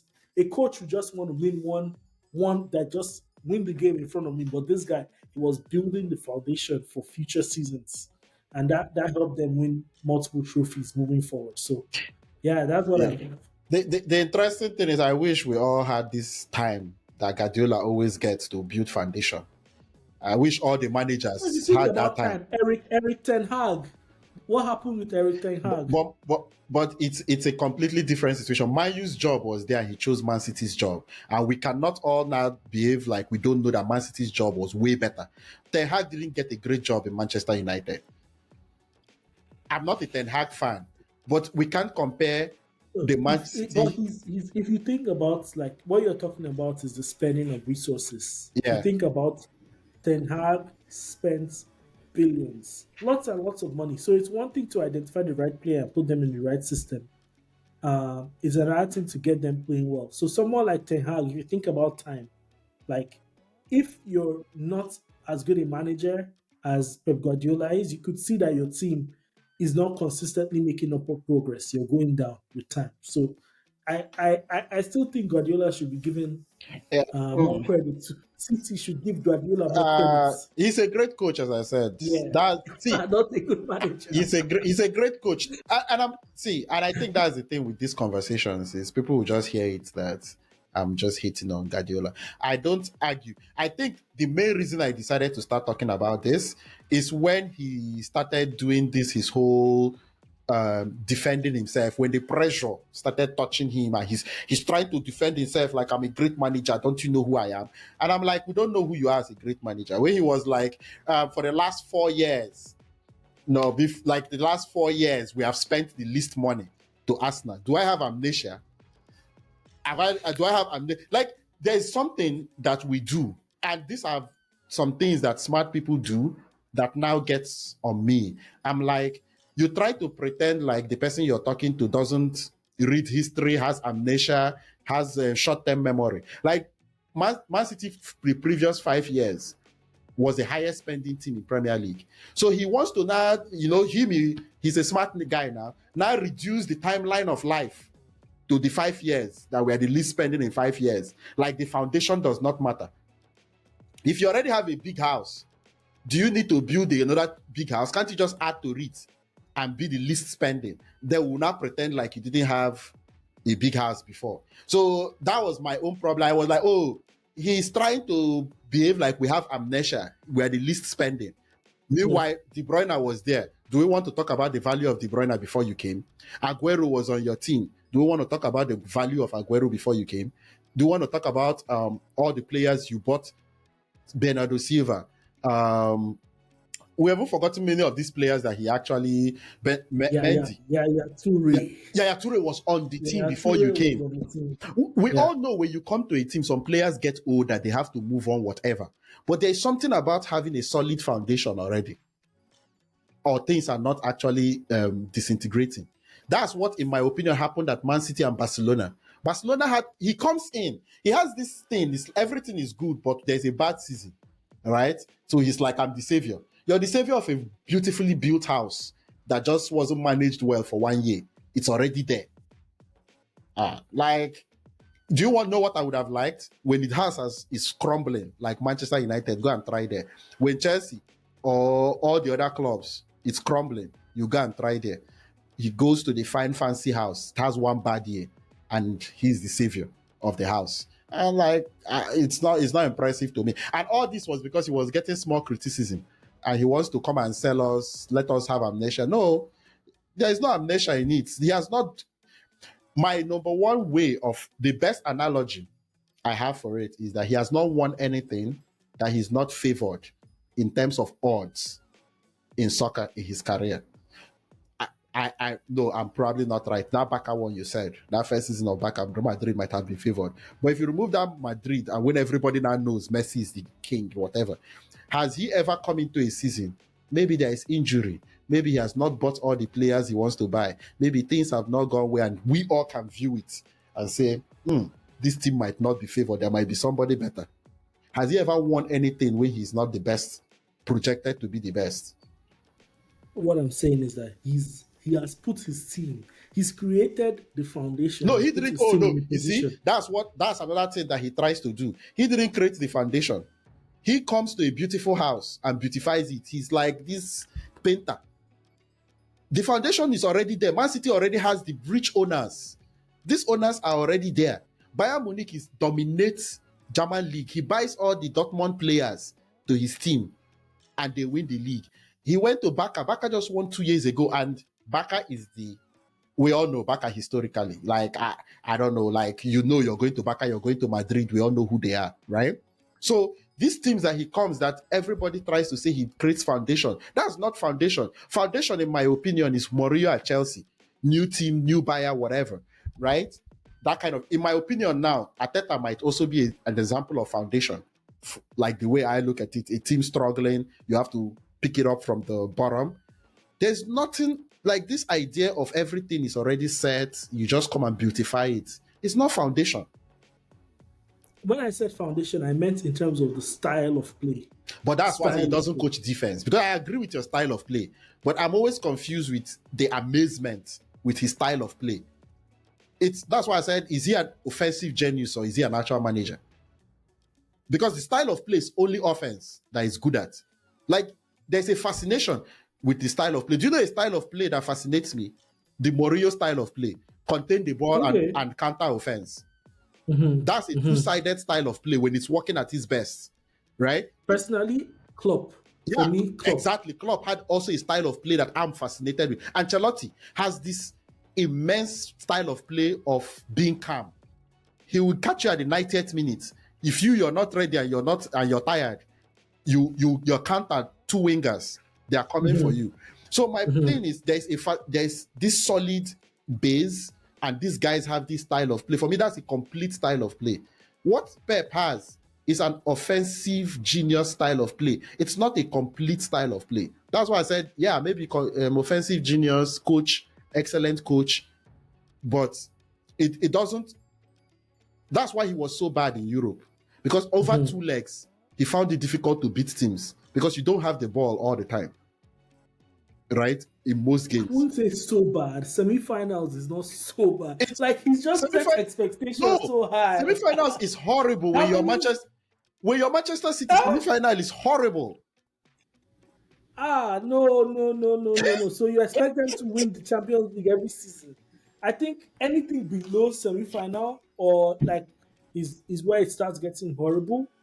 Okay, so Uh, maybe not horrible, and I'm maybe not horrible, but it's not above expectations for Man City. Let me put it like that. mhm, mhm, So semi-final is not like horrible, but especially in Europe where you have Real Madrid, Barca, Bayern Munich, all these other guys, right? But it's not above expectation. Because if you mhm, really think about expectation and the quality of players, group stages, you're coming at the top of your group. Quarterfinals and round of 16, you're usually playing, at least in the first round, a way mhm. less better team. So maybe your first real competition is quarterfinals. Then semi-final, you actually now play for the first time, I would say, your mates. You play your range. So 2017 last 16, 2018 quarterfinal, 2019 quarterfinal, 2020 quarterfinal, then Come 21 on. final, 22 semis, Ah, you know, you just 23 was he won it. when he won Yeah. it. So he went round of 16, yeah, I didn't even think it was that bad. I was even thinking it was more semi. Okay, so his Champions League record, but those were all close games though. I um His Champions League record maybe is not that great, but I think eventually he still won it. Oh yeah, he won it So after like 10 years, but No, see, Don't worry. this is the thing, right? I like having this conversation about people like Pep because at the core of the things that we value, they have it. But the conversation I really like is how did you get it? What are the contexts? What is the things that actually got you there? For me, that's the conversation. Because we can all make this whole thing about judging somebody that, oh, who has $1 million? But it matters how you got $1 million. The person that built it worked, let's say you're a doctor, you went to school, got $1 million by working for 15 years, is not the same as the person that was gifted it. Like, if we are being realistic, there's a Yeah, difference. makes sense. Yeah, Makes so sense. my own is we can always just use the trophy. That's all good. But I actually like the conversation of let's talk about how we got it. Because in my opinion, is this it's a simple way to just say he has a trophy. Because if we say that, in my opinion, it's like the guy at Wolves. Did you really coach better than the coach at Wolves based on the resources? Like, let's say, for example, a team like Wolves has not gone on relegation for 10 years. If you really look at the resources they work with, that might be just an excellent job. Like, when I mean Makes sense. day It in, makes day sense. out, right? So it's easy to be like, you have not won anything, you're Wolves. But it matters. Like, for me, it actually matters how it actually happens in a way. But, yo, I So actually, did you say Eddie Howe? You think Eddie Howe? You would count Eddie Howe's achievements more than Pep? no, no, no, no. I don't want to go that far. But one thing I can say is that I would like to see Eddie Howe with resources. So it's tough for me to say that now because, as you said, managing a big team might overwhelm him. But you know, one thing I can actually say, like if I sit in a room, I know other people wants to do it. Me personally, I don't rate Pep more than Eddie Howe. Like, I don't just sit down there and I'm like, Pep is better than Eddie Howe. Can Eddie Howe do what Pep has done? I don't know. Can Pep do what Eddie Howe has done? I definitely don't know. Right? So, Yeah, it's, makes sense. yeah, we can't tell if Pep can do what. You know, when we're talking about managing a big team is hard, let's ask Pep managing a small team. There is no answer. It'll be interesting. I'm But also curious to yeah, see how me, he's I'm gonna curious because all these other coaches manage a small team, or a like mid team, it doesn't have to be a small team. or a mid team. And there's One thing, like, did you see Vincent Company at Burnley? How you would see, you you rate see, his How would you rate his it performance? was horrible. The Because resources were less. but in the championship, so if you look at it in the championship, He brought them from the he championship. brought them from the championship and they won by so many points, You right? see, pretty good But job. then in the Premier League, they were trying to keep that style, but they needed to switch to be able to stay up. But So like you're also playing teams that are also have way more resources and experience, right? right. Maybe he was learning from his old boss as well, but he learned very fast that would get you relegated in Burnley. But you see, like big teams liked it. Bayern gave him the job because they're happy that he stuck to his guns, Because no, right? I don't think it's only about being happy about him sticking to his guns. It's also about understanding that he did a good job to bring them up, right? And he also, Mm, they could see that you see, that's why it's important not to just judge him that he's a relegated coach, because you can see that he was not exactly. working with a lot. The thing that I don't know about Pep and has continuously shown me, I have evidence in my opinion that he cannot manage without everything or the resources being great. That's the one I have evidence of. The thing with Company now is that now we'll know if Company can handle a big team. We have not seen him in a big team. But this is the evolution most coaches go through, even the biggest coaches. Only Pep that wants to argue he's better than these coaches and has not gone through this testing to find out if he can do it or not. And he will do anything he can not to go through it because I genuinely know that he knows that he cannot handle it. Well, let's see. Let's see. Hopefully, I thought let's see. after this Man Because City, when I was very happy he signed a new contract, hopefully he will take his 1 year break. And there will be a club somewhere that needs revival. Let him just take one. Let him not go back mm, to Barca, Madrid, Man City with. You know what is interesting? Before we know now, that Newcastle will have richer owners. He will not come now and be like, I raised Newcastle. No, he will not come now. No, he will wait till they have bought an Isaac maybe buy 3, 4, 5. That's my point. Like these things are tiring to me. It's not an argument. The Fair thing that enough. is tiring to me is that I want him to just show me, for a manager like him, right? And I'm not even asking him to show me in another club. It's in the same Man City. I'm saying stay in the same Man City, but let things not be perfect and just say this season we did better than anybody thought we could. So let's see. Actually, this season might be a good Yes, opportunity to check it that would be a good because if these players he buys and the whole struggle, in my opinion, if he can come anywhere trying to, maybe it's too much of a reach, but I would have said try to compete for the league. I'm not even saying win, but maybe have a great stretch. compete for the league. Let's see. Yeah, let's Let's see. see. Or Let's he see. has an opportunity to redeem himself in the Champions League. Do you see how many points there on the Champions League? So he still has an Actually, they are opportunity. quite behind. Yeah. Yeah, he still has an opportunity to redeem himself in the Champions League. That's a good metric. So let's leave league. Maybe league is too far, right? But even in a poor season, he has a good squad. Maybe you can end the season strong in the Champions League. We'll see. He has a chance to do it. Right. Yeah. Yeah, Yeah. he has a They chance are to do it. Like 22nd right now. for me, I'm just sitting and waiting for him to like do it. I'm not necessarily invested in this opinion, right? But I'm invested in the opinion where every time I watch games, they insinuate that he's the best manager and the most genius manager. I am not only have a problem with it, I have a problem with in my opinion, even though they are not going to speak for themselves, it's an insult to the work that people like Jurgen Klopp, Mourinho, Ancelotti do. To have that sentiment every time I turn on the game, I'm like, you know why it bothers me? Whenever they show Ancelotti Champions League or anytime I watch it, that sentiment does not exist there. But the evidence, No, I agree with you that Ancelotti probably should be rated more than he's currently rated. Even Mourinho, the way he won the Champions League and Klopp as well. Klopp, yeah, Because and that's my argument, yeah. Klopp has showed consistency with Dortmund and even with Liverpool, especially from where he took them. And Um, do you know one thing I like about Klopp is the fact that when Klopp leaves a team, at least the two teams we know, the team does not disintegrate. I am very curious to see when Pep Guardiola leaves Man City because I use that in a little way to rate the situation. Because one thing I've noticed with guys that ask too much of their team is that they take the glory, put up a huge bill. It's just like taking on debt, right? When you know that the debt is too strong, instead of you to stay there and deal with the problems, you leave and some other person has to deal with the fallout. When even this team that Jurgen Klopp is leaving, look at the team he left. I remember when he could have gone into the market and spent ridiculous money. He was buying players like Naby Keita and players and kept them in their clubs for the future. Like it's just the mentality of I don't have to win and scatter this team, maybe financial reasons or whatever. You know what I mean? For my needs.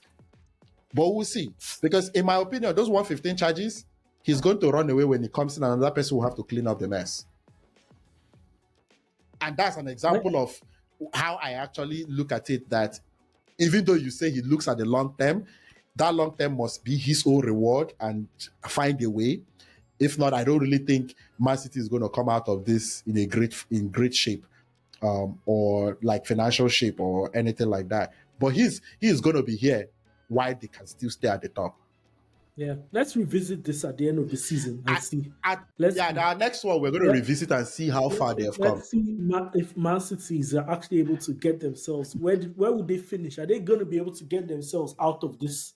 And is your opinion of Pep going to change? So so in terms of expectations, Yeah. would you agree if Man City wins the Champions League this season or wins the Premier League this season, you would say that Pep has done a job where he's performed above expectations? Absolutely. Because even going into this season, I had the whole opinion that I entered this season just smiling that he would feel it. And my whole opinion entering this season is that the Foden performance and Rodri especially cannot keep it up. And my own Rodri take was that Rodri is tired. Because you remember the season De Bruyne got injured with hamstring injuries that season, and he was lucky that Gundogan is there. There's no kind of replacement for that like Rodri. He got lucky that one season that he overworked De Bruyne and De Bruyne got injured. But somehow, you remember he went to bring back Gundogan, but it's not the same Gundogan. It's not. Some things are just funny to me because sometimes you're able to match those resources. This season, Mhm. I'm like, if he can do it, I'll be impressed. Don't get me wrong, I've been impressed a few times. There are a few times I've been impressed with his performance. Once, when he won the Champions League. That season, I don't know if he won the league as well, so he won the double. So, Mhm. yes, that was Treble.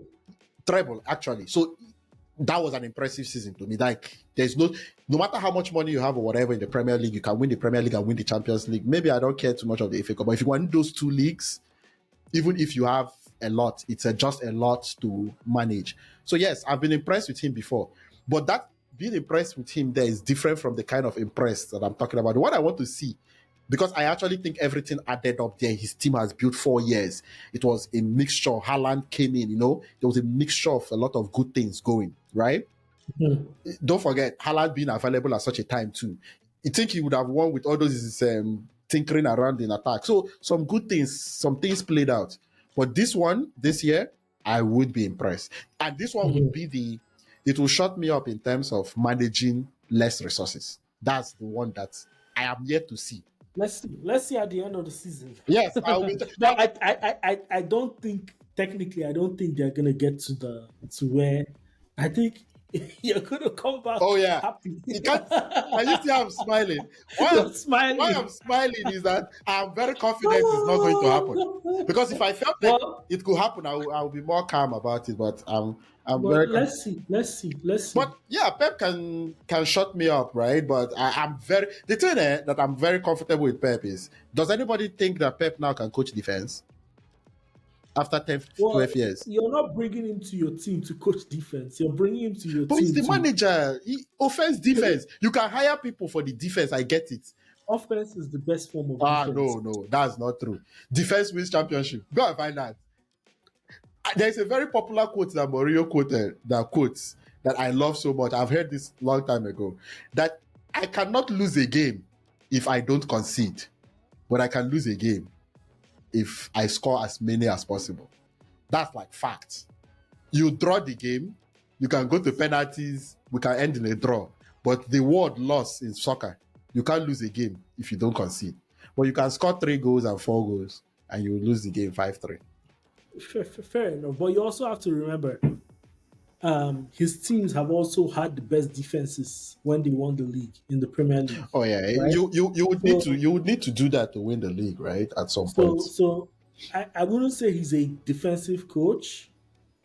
Can coach defense. He cannot coach defense, but um, he's definitely his teams.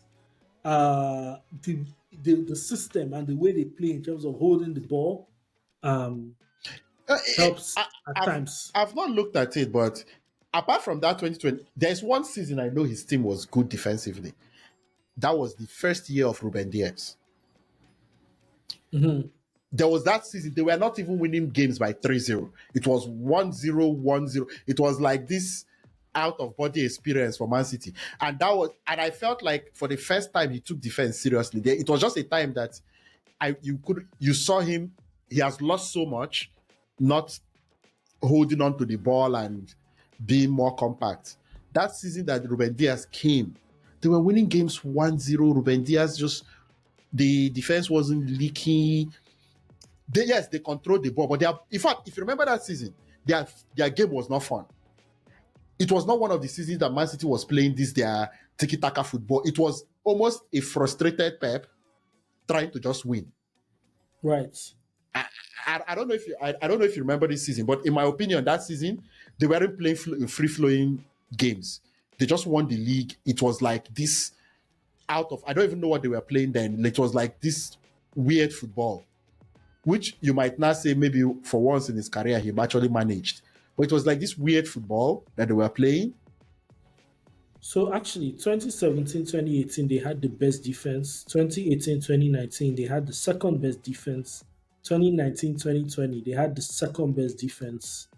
2020, 2021, they had the best defense. Mm, 2021, 2022, second best defense actually. mm. 2022, 2023, best defense.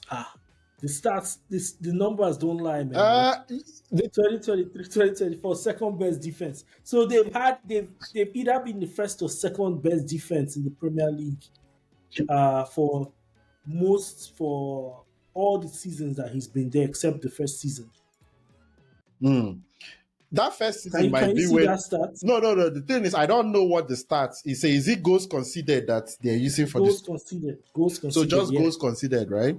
just goals conceded, yeah. Yeah. So least goals considered. Yeah. So if you win the league, most often than not, you would have the. But so it could be that like maybe you need to check the numbers No, more no. carefully because See, the numbers are saying a different thing. nah. You It's know the thing with the numbers. The thing with the numbers is when you beat teams 5-0, 5-0, 5-0. But when you now play the big games and you can't beat the teams and keep a clean sheet because you held the ball. Now they hold the ball and they have counter-attacking players. It's a little bit more different. So that's why I said when teams win the league, sometimes it's a very deceiving start in terms of the best defense. Because if you're not getting many shots on target, you're playing teams you're way better than. It's a very Mhm. interesting start. And that's why I would have liked to check the go for and go against in that Ruben Diaz season. They didn't score that many. It was just this very compact and winning football, but wasn't this free flowing football for Man City. And the thing with also the defense is that nobody has spent more money on defense. Like, Except Manchester United. well, it's just Maguire, right? Maybe Wan Bissaka as well. But But the lights start breathing all of those them. ones I know now, those are not spending money now.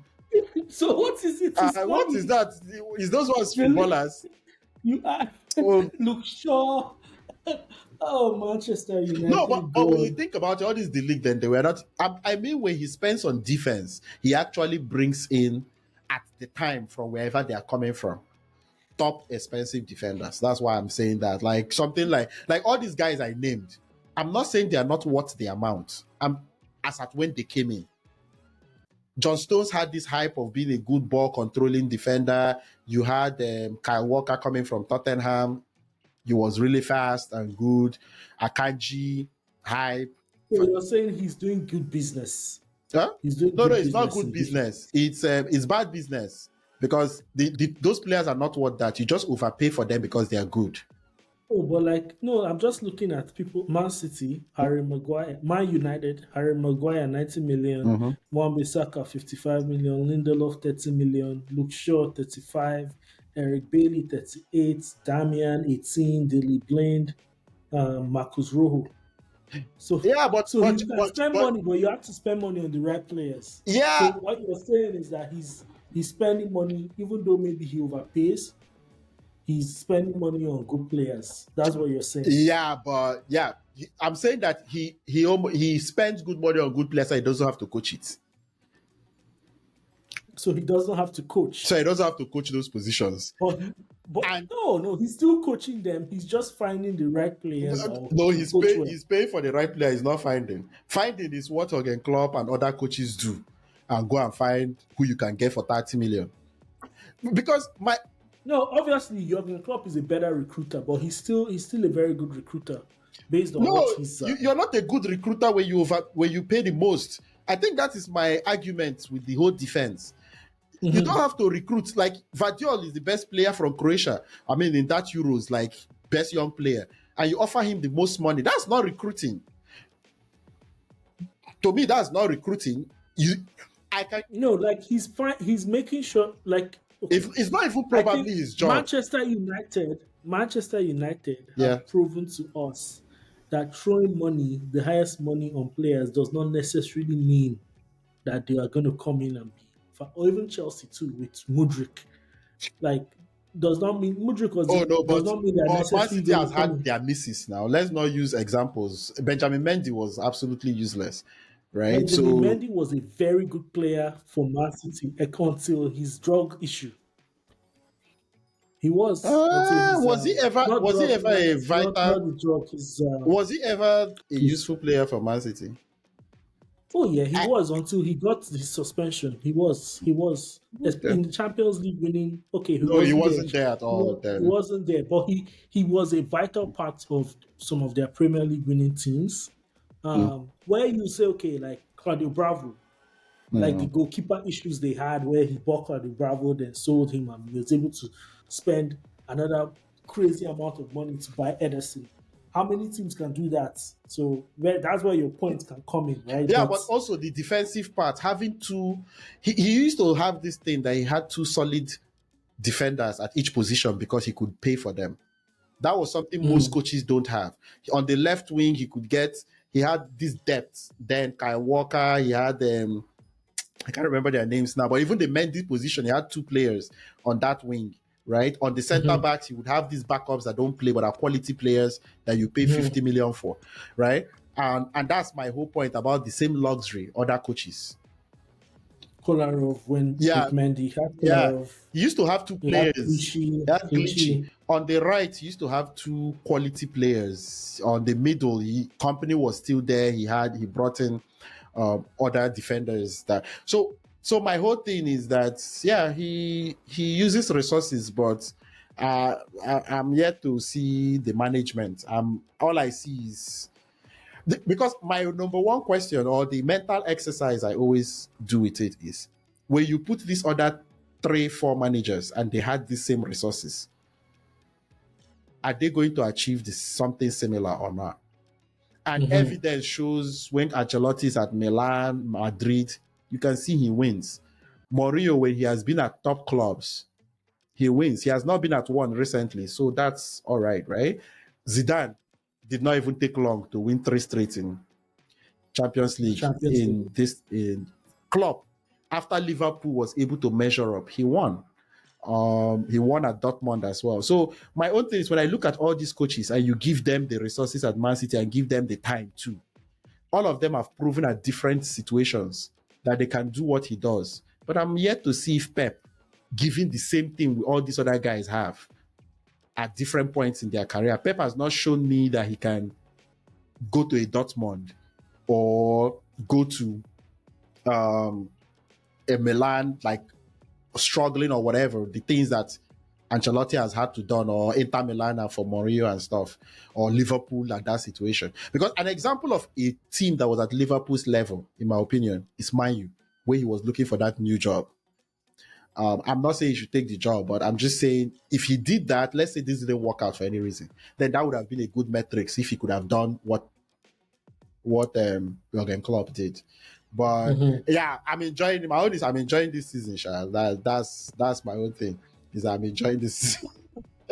Pep, Pep, Pep. Oh, let's see. At the end of the season, we'll revisit. Oh Let's yeah, review it and don't see. forget. At the end of the See if season, we'll talk. Where are they right now? They are sixth position, 34 points. Yeah, they will finish top four.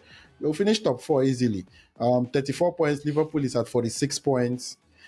If they win the league, that will be very impressive. I'll see.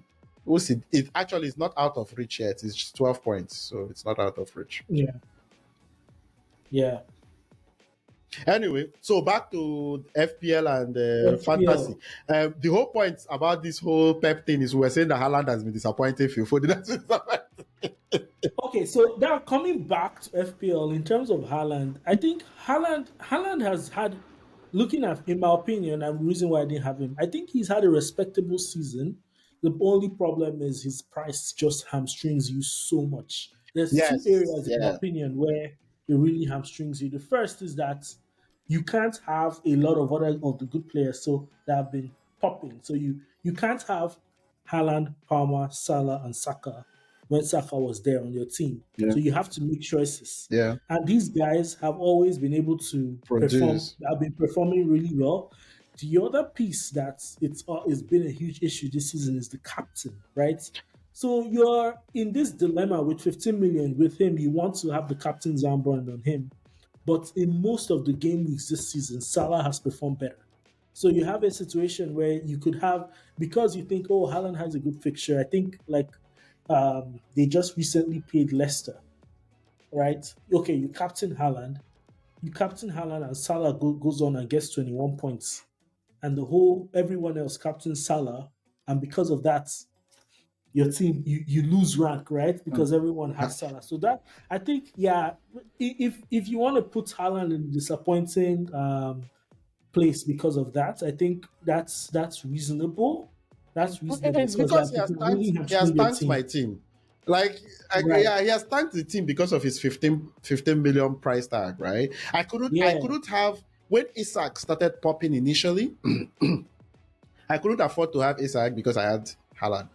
I had to remove Haaland. Right. Like, so those are the kind of things that literally can tank your team early. If a player is not playing up to expectation, especially at that Yeah. price, right? Yeah. And that's Yeah. why he has to make that disappointing list for me, because if I had Isaac the way I do now, and you have Isaac, like you don't need he has produced just close to, especially a value of price that you can go get other better midfielders and defenders and Hmm. stuff. So I think Hmm. that's basically how I look at it, right? And I'm like, this is Yeah. not working out. But And if you look at, yeah, Oli Watkins too. Oli Watkins last season he scored 19 goals. yeah, he was really good. Yeah, he was really good, and a lot of like it's very frustrating when you have a 9 million striker that That's a sometimes is on the lot. bench. Oh yeah, that's a Yeah, lot. And you have to yeah, bench him yeah, most of the time, but he comes in for 26 minutes and gets 1 point. So I think that yeah, has also been yeah. tough. And Yeah. to conclude this episode, let's try to get this in. We're almost at a couple hours. So let's try to conclude the episode. So what are your best chief strategies for the rest of the season while we try to conclude it?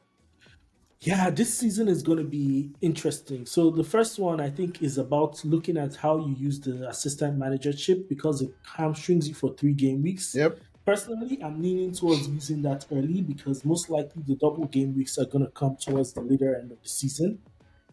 So yeah, so you want to be able to use the assistant manager chip at a time when the team is has good fixtures, or you may want to target teams that are top of the table where the team that's underperforming, so you can get those bonus points. I think that's one thing to really be aware of.